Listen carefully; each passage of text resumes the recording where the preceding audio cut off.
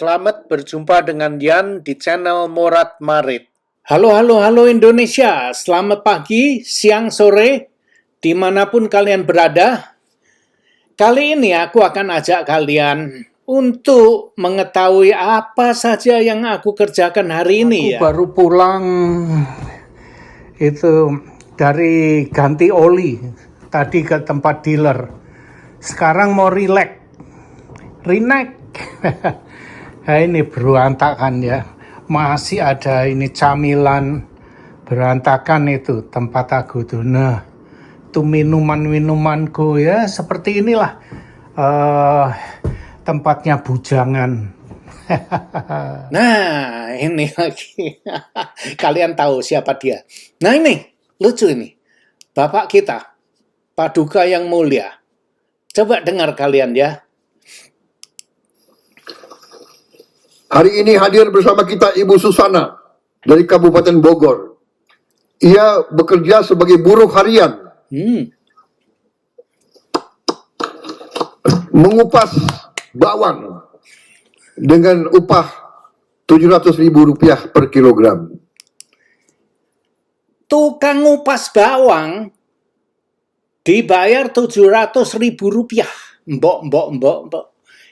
Kira secara umum, secara nasional, kemudian itulah yang Oke, ini lagi.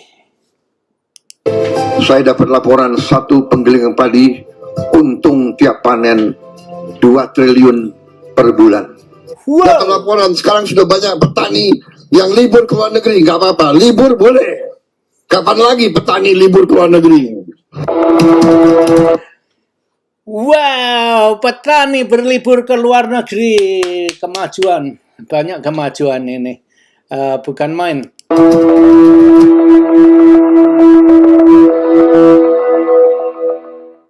Pidato seorang presiden selalu menjadi perhatian publik.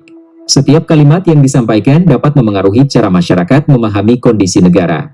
Karena itu, ketika muncul pernyataan yang tidak disertai penjelasan rinci, wajar jika timbul berbagai penafsiran.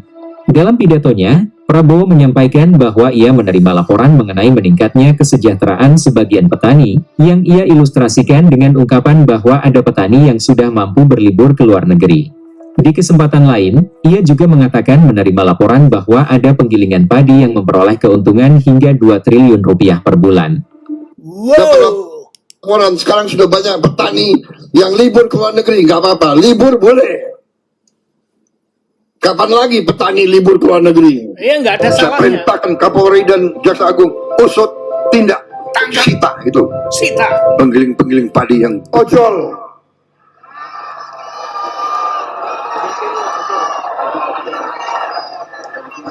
Ojol kerja keras. Ojol mempertaruhkan jiwanya tiap hari. Ojol aplikator perusahaan minta disetor 20%.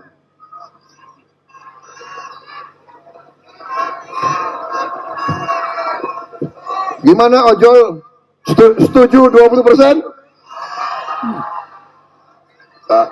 Bagaimana 15%? Berapa? 10. Kalian minta 10%. Ya. Saya katakan di sini, saya tidak setuju 10%. Harus di bawah 10%.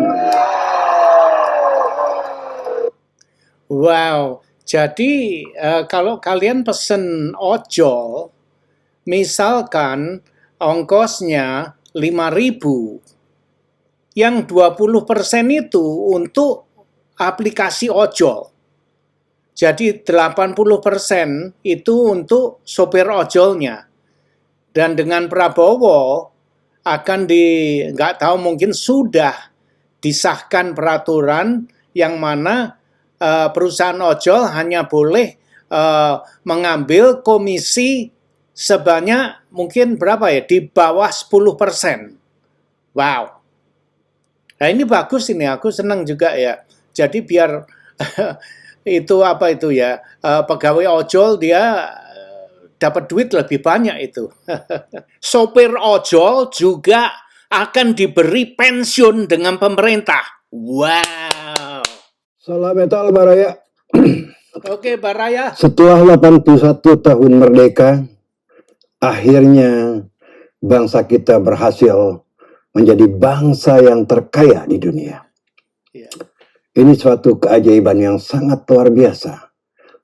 Coba bayangkan, seorang tukang pengupas bawang Ngoncei itu bawang. upahnya Rp700.000 per kilo. Wow. Tidak ada di negara lain, Baraya. Ya. Bukan main. Kalau sehari saja dia bisa mengupas 50 kilogram bawang, dia akan membawa pulang uang 35 juta rupiah per hari, Bukan Baraya. Gak ada di negara lain, cuma ada di negara ini. Ya, tentu kita harus berterima kasih kepada Pak Presiden kita, Ya, Pak moga- Prabowo, moga-moga dan seperti Menteri itu. Keuangannya yang sangat pandai sekali. Bisa mengangkat income daripada masyarakat kita. Pengupas bawang ya bisa membawa uang 35 juta per hari, teman-teman ya. Sebulan berarti dengan kata lain itu, kalau dia bekerja 30 hari sebulan, itu 1 M loh gajinya. Wow. Ya, cuma di Indonesia ya tukang kupas bawang bisa memberi Ferrari. Nggak ada di negara-negara lain itu nggak ada, Baraya ya. Juga petani, Baraya, itu kalau panen Benar ini. itu bisa dapat 2 triliun loh. Anda bayangkan, Anda cari negara lain yang petaninya itu kalau panen bisa mendapatkan uang 2 triliun, Baraya. Luar biasa. Terima kasih luar kepada binasa. Pak Prabowo dan Menteri Keuangannya Pak Purbaya ya. Mudah-mudahan ya tahun depan ya tukang kupas bawang ini naik jadi 1 miliar ya. Ya pendapatannya per hari ya, bukan cuma 35 juta. Dan itu bukan sesuatu yang mustahil loh. Sangat mustahil, sangat mungkin sekali itu terjadi dalam mimpi tentunya ya, Baraya ya. Itu poin yang ingin saya bawakan, yaitu angka-angka statistik yang membuat monyet pun tertawa guling-guling, Baraya ya. Monyet pun tertawa guling-guling. Coba bayangkan ya. Nah, angka lain yang juga tidak kalah fantastisnya itu katanya pendapatan sopir ojol ya, akibat Pak Presiden memotong commission fee dari 20% ke 8%, pendapatan ojol tiba-tiba melejit 2-3 kali lipat, teman-teman ya. Coba Anda bayangkan, tidak ada presiden sepandai ini, teman-teman ya. Jadi mudah-mudahan sampai 5 periode lah Pak Prabowo jadi presiden ya, teman-teman ya.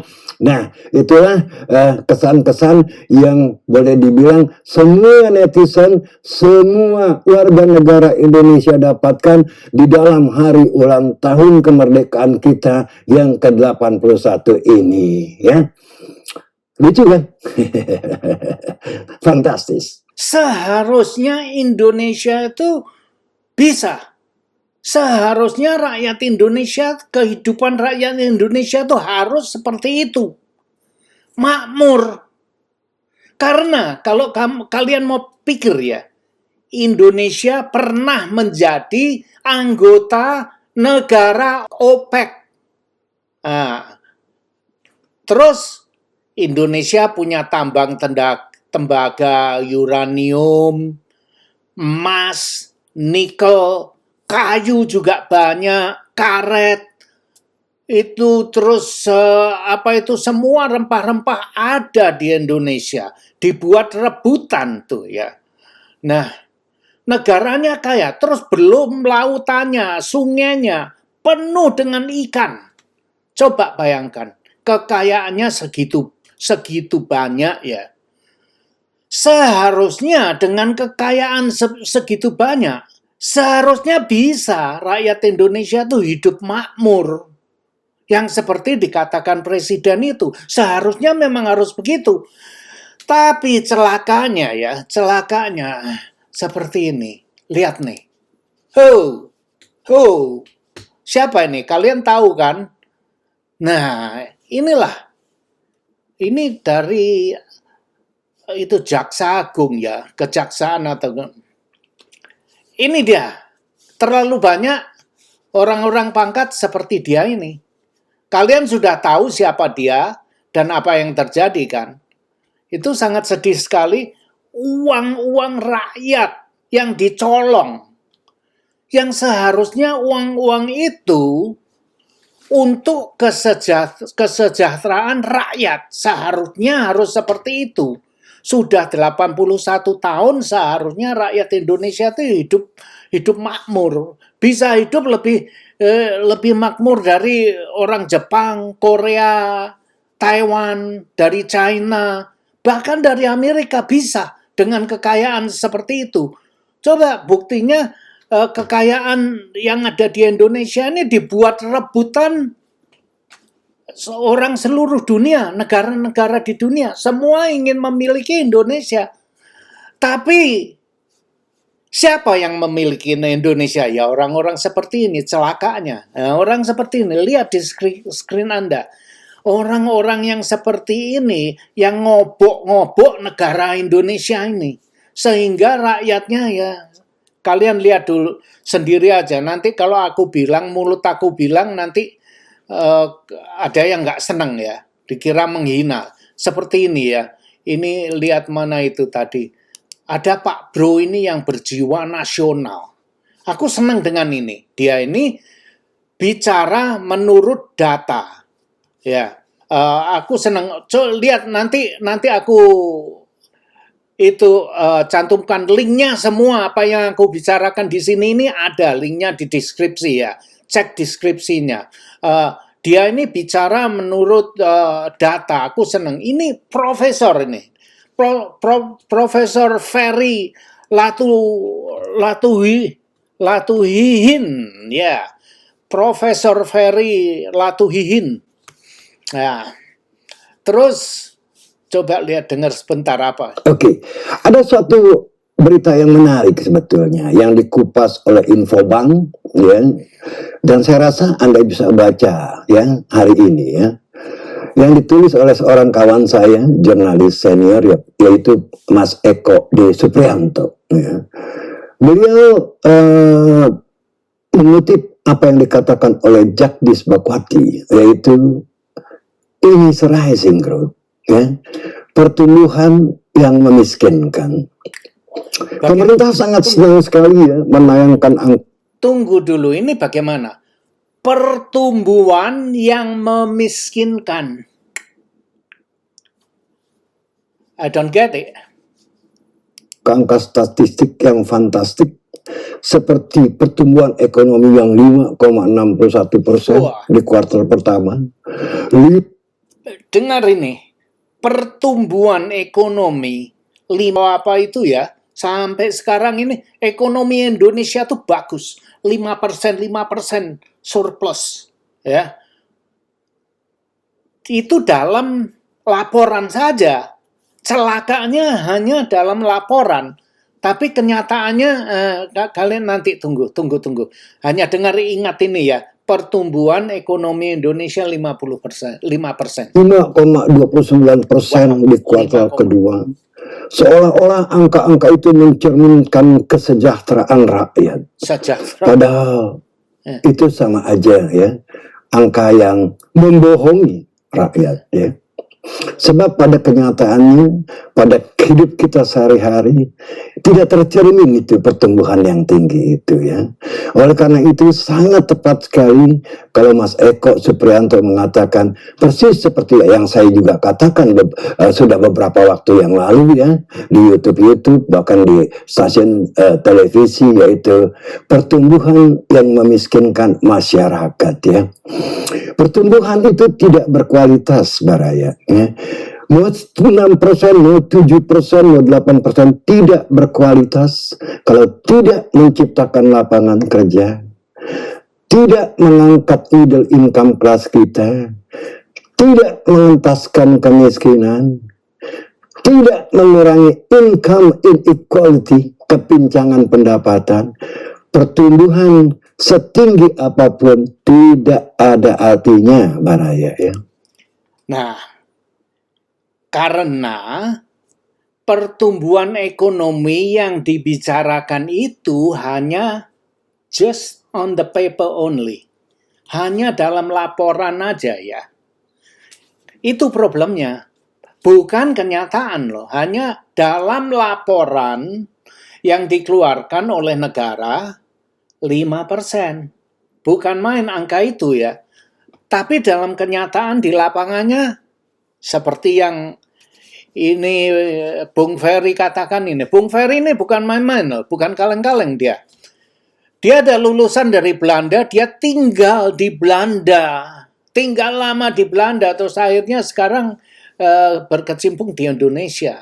Kalian bisa riset sendiri tentang Bung Ferry ini, oke? Dan itu terjadi di negara kita. Sudah bertahun-tahun sejak awal era reformasi atau sejak jatuhnya Orde Baru ya.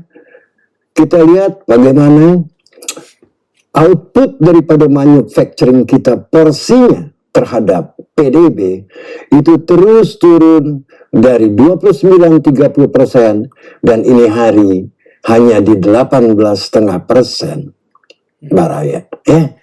Jadi sektor yang memang menyumbang tenaga kerja, memberikan lapangan kerja yang paling besar, yaitu sektor pengolahan, manufacturing, ini terus turun, Baraya. Dan banyak orang, ekonom-ekonom yang mengatakan bahwa di negara kita, di dalam ekonomi kita telah terjadi apa yang namanya prematur deindustrialisasi. Oke. Kalian bisa lihat sendiri, dengar sendiri, linknya ada di deskripsi ya. In this video, I'll show you what's really happening in Indonesia and why the people who know this country the best are the ones panicking the most. My name is Bertrand. I've been doing business in Asia for 26 years. I'm not guessing how things work here. I deal with them every week. That's why I created this channel to share my perspective from the inside. For 20 years, Indonesia has been the silent overachiever of Asia. Grows around 5% almost every single year with a regularity that... Lihat deh, setelah reformasi yaitu dia bilang 5% ekonomi Indonesia itu. Most governments will kill for. And it did it without the usual emerging market roller coaster. No default, no IMF drama since the 90s. Just the same steady number year in, year out. It's the fourth biggest population on Earth, 280 million people. Most of them are young enough that the country's best years are still ahead of it. Adjust for purchasing power, and Indonesia is already the 7th largest economy in the world, bigger than France. Most people have no idea. And the country sits on 42% of the world's nickel reserves, the metal inside every EV battery. For decades, Indonesia did what poor countries always do. Dig the ore, ship it raw, watch someone else capture the profit. But in 2020, it stopped. The export of raw nickel ore got banned. You want Indonesian nickel? Then you build in Indonesia and you hire Indonesians to do it. Every consultant said this will scare investors away. Instead, billions flooded in. Funds trusted this country with their money because of the discipline. The 1998 crisis nearly killed Indonesia. Nah, menurut dia itu di 2020 atau 2022, 2020 kalau nggak salah, ekonomi Indonesia selalu tumbuh 5%, bukan main ya. Dan terus kemudian benar juga apa yang dikatakan di sini, Presiden Jokowi, dia dulunya itu semua tambang-tambang itu diekspor mentah. Terus kemudian Presiden Jokowi mengstop itu, mengatakan kalau kamu mau nikel, mau tembaga harus membangun smelter di Indonesia, memperkerjakan orang Indonesia. Masuk akal, semuanya itu betul itu. Out of that trauma, the country wrote itself a rule. The budget deficit stays under 3% of GDP. It's not a promise, it's a law. Every government respected it for 20 years, including through COVID. On paper, Indonesia is doing amazing. It has a huge domestic market, relatively low public debt, strategic resources, and a young population. Its economy is not collapsing in the traditional sense. That is precisely what makes the current situation so interesting. The economic foundation still looks strong, but investors are becoming less confident in the institutions managing them. Since late 2024, the funds that spent 20 years buying the Indonesia story have been selling it, first in silence, now in the open. And the speed of that exit is the kind you normally only see when a country is about to break. In June, the rupiah crashed through 18,000 to the dollar, the weakest level in its entire history. Weaker than 1998 when the crisis brought down a dictatorship. So, the government... Nah, itu di bulan Juni yang lalu dia bilang rupiah anjlok sampai 18.000, lebih rendah dari 1998. Betul juga, itu semua kalian sudah tahu kan? Lanjut. Government made a crazy move. Parliament amended a financial law. On the surface, technical stuff. But buried inside it one clause. Anyone who buys special bonds from Danantara, Nah, ini lagi Danantara. Kalian semua di Indonesia sudah dengar Danantara. Ya kan? Nah, kalau aku tanya, apa sebenarnya Danantara ini? Untuk apa? Dan fungsinya apa? Kalau aku tanya ke kalian, kalian nggak tahu. Ya kan? Coba dengar terus ini ya. State Giant Investment Fund receives legal immunity. Immunity from criminal prosecution, civil laws. Ini dia. Kalau kamu berdagang dengan Danantara, kalian digaransi imun dari Special Criminal Prosecution atau civil lawsuit. Oke. Jadi ini bagaimana? Jadi semua digaranti dengan pemerintah Indonesia seperti ini. Kalian baca sendiri, dengar sendiri. Lawsuits or tax investigations. Think about who that... Coba, digaranti tax investigation. Jadi pajak apa? Kalian Departemen Pajak nggak bisa ngutik-ngutik kalian, digaranti dengan pemerintah, bukan main. That offer attracts. If your money is clean, prosecution, civil lawsuits, or tax investigation. Already inside it one clause. Anyone who buys special bonds from Danantara, the state giant investment fund. Anyone who buy itu special bond dari Danantara. Kalau kalian memberi bond itu apa ya? Macam saham atau apa dari Danantara itu ditanggung, dijamin oleh pemerintah. Orang tidak bisa mengutik-ngutik kalian. Dengar dari ini ya. Dengar kalian ini. Receives legal immunity. Immunity from criminal prosecution, civil lawsuits, or tax investigations. Think about who that offer attracts. If your money is clean, immunity is weak. The stock market tells the same story. Nah, di sini dia bilang, kalau kalian membeli bond dari Danantara, kalian digaransi dengan pemerintah dari kriminal. Digaransi orang pajak nggak bisa ngutik-ngutik. Digaransi kalian bebas dari segala macam. Nggak ada yang bisa ngusik-ngusik kalian. Nah, terus dia bilang, kalau uang kalian itu uang bersih, kalian nggak perlu khawatir dengan semua itu kan. Hanya kecuali kalau uang kalian kotor, nah kalian butuh protection yang sebegitu kerasnya ya. Tapi kalau kalian bersih, kamu orang jujur, nggak pusing dengan soal itu. Nggak perlu protection, backing-backingan gitu. Tapi kalau uang kalian itu nggak benar, uang kotor, nah kalian perlu protection. Nah dia bilang seperti itu. Bukan saya yang bilang, dia yang bilang ya.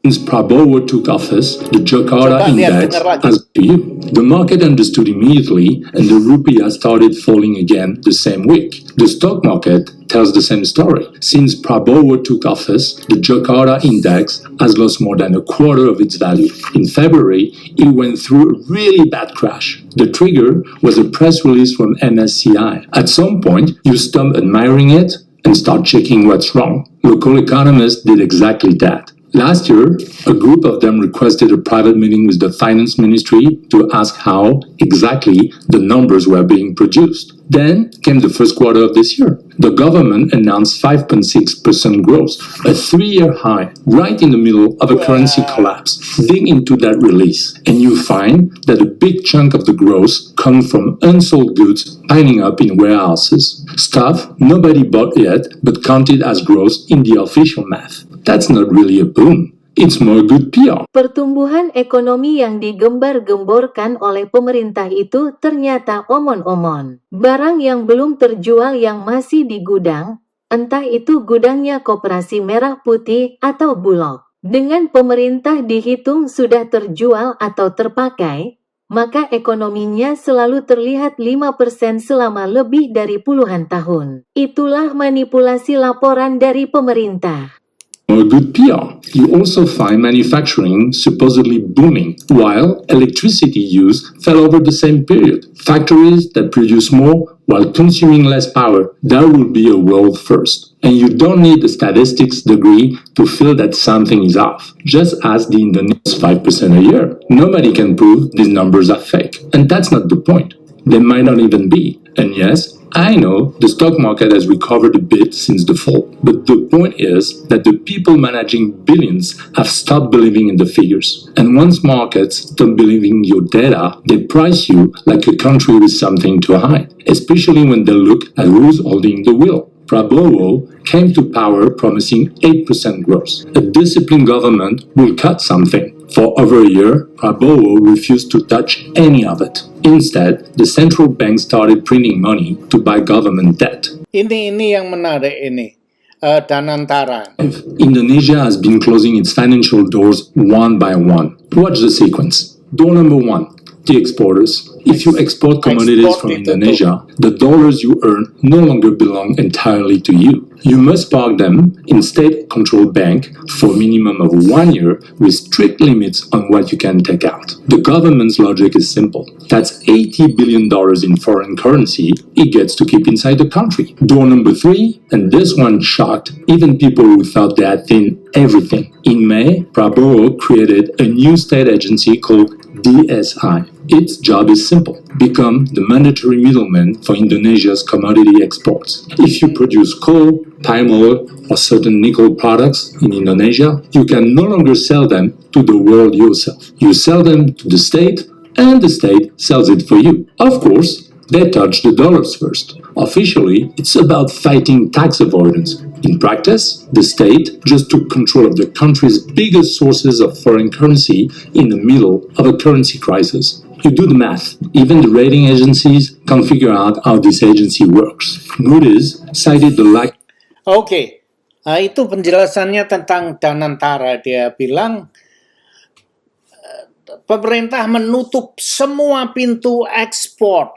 Oke, pintu ekspor semua ditutup. Hanya kalian mau ekspor nggak bisa. Hanya atau harus melalui Danantara. Nah, ini nggak ada salahnya ya. Tapi kenapa pemerintah menutup semua pintu ekspor? Karena banyak orang, menurut informasi kalian bisa mungkin sudah dengar ya, banyak orang eksporter yang mengekspor sawit, batu bara, nikel, segala macam yang mengekspor itu, setelah dijual, uangnya itu tidak dibawa pulang. Uangnya itu didepositkan ke bank yang ada di luar negeri, Singapura, Hong Kong, atau manapun. Nah, jadi uang hasil tambang yang dijual itu, pemerintah tidak bisa mengenakan pajak uang itu. Maka itu pemerintah mungkin marah-marah, terus akhirnya semua pintu ekspor ditutup dan mendirikan Danantara. Jadi Danantara itu seperti makelarnya. Kalau kamu mau mengekspor barang harus melalui Danantara, terus Danantara yang mengekspornya. Nggak ada salahnya, itu peraturan itu ya. Tapi ini celakanya begini. Dia mau ekspor melalui Danantara, terus diekspor keluar dijual. Setelah barang ekspor itu tiba di negara yang membelinya, terus setelah diterima, mereka harus membayar uangnya itu dikirim ke Danantara.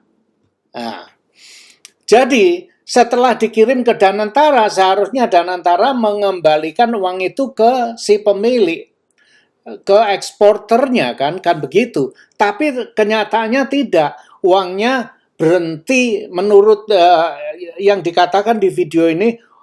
Begitu Danantara menerima uang pembayaran itu, dia pegang mandek di situ, si pemilik tidak akan menerima barang karena uangnya ditahan selama 1 tahun.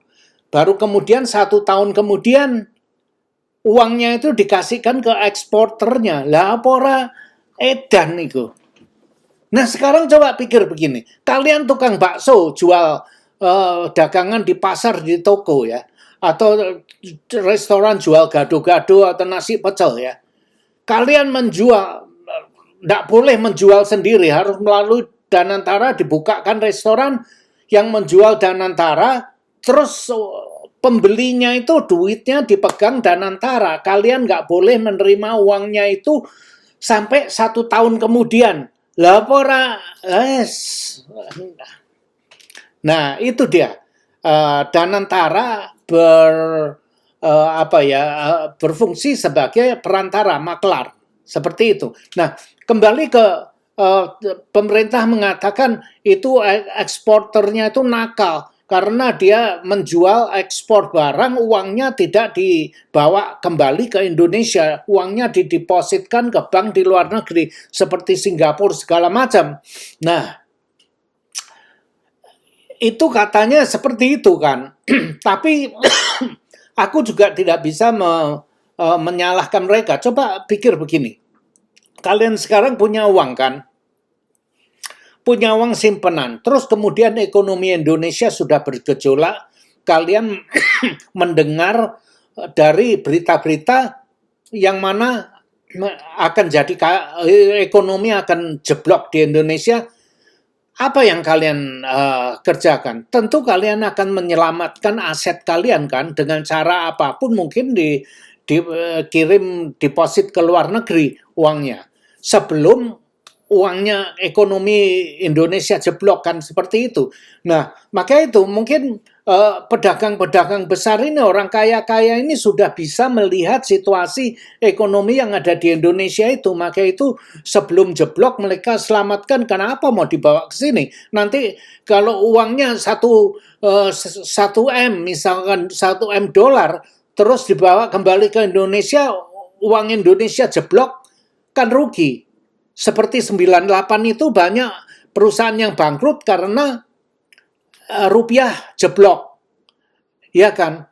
Nah sebelum itu, maka itu mereka selamatkan, disimpan ke luar negeri. Nah itu aku nggak tahu mana yang benar, mana yang salah, nggak tahu. Cuman aku di sini menyampaikan kira-kira ya seperti itu. Mungkin mereka banyak eksporter itu yang menyelamatkan duitnya sebelum ekonomi jeblok kan, begitu kan?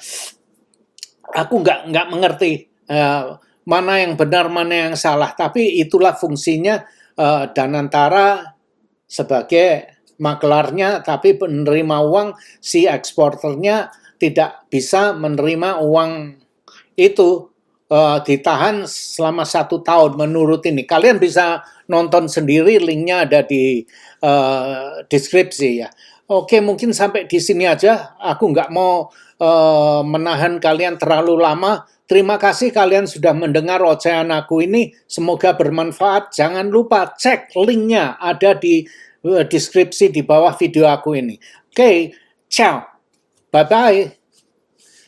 Oke, okidoki. Terima kasih sudah nonton video ini dan jangan lupa like, comment, share, dan subscribe. Adios, my friend.